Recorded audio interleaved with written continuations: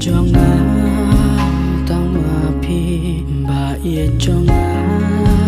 tăng phi ngà là ra cứ ban tay chính em cho ngà bát phi ngắm qua ban đô ngõ ya phi cerita chính em tăng bát phi bà ye cho ngà tăng phi marway ha selaber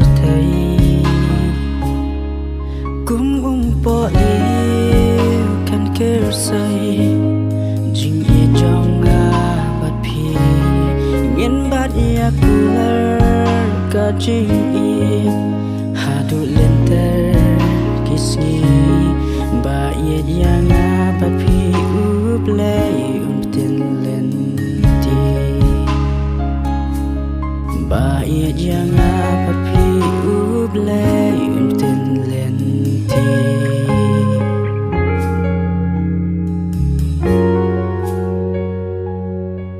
Shisha ya pi ngala it jing em rugan ai happy ngashan ya happy pin ri su maria nga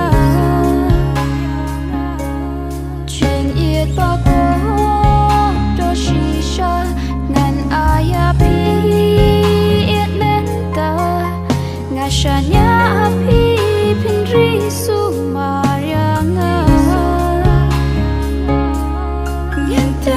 jing in ba kodor ka ba mga bat piniray uglay unri unyada ya jing in ka ba shisha jing in jong bat pi ba in connection jing in jong bat pi ba in connection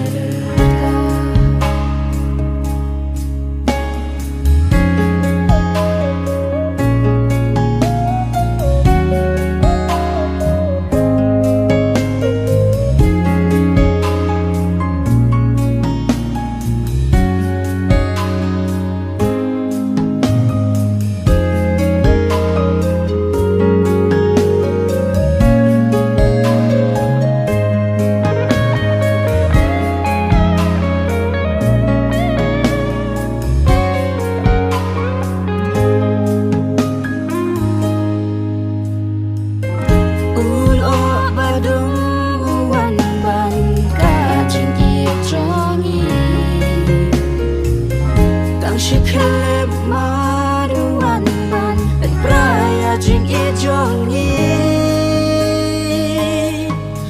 shang nya sa shi sin ha uble jing e jong ni sa shi sin ya te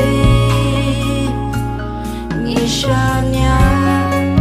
sa shi sin ha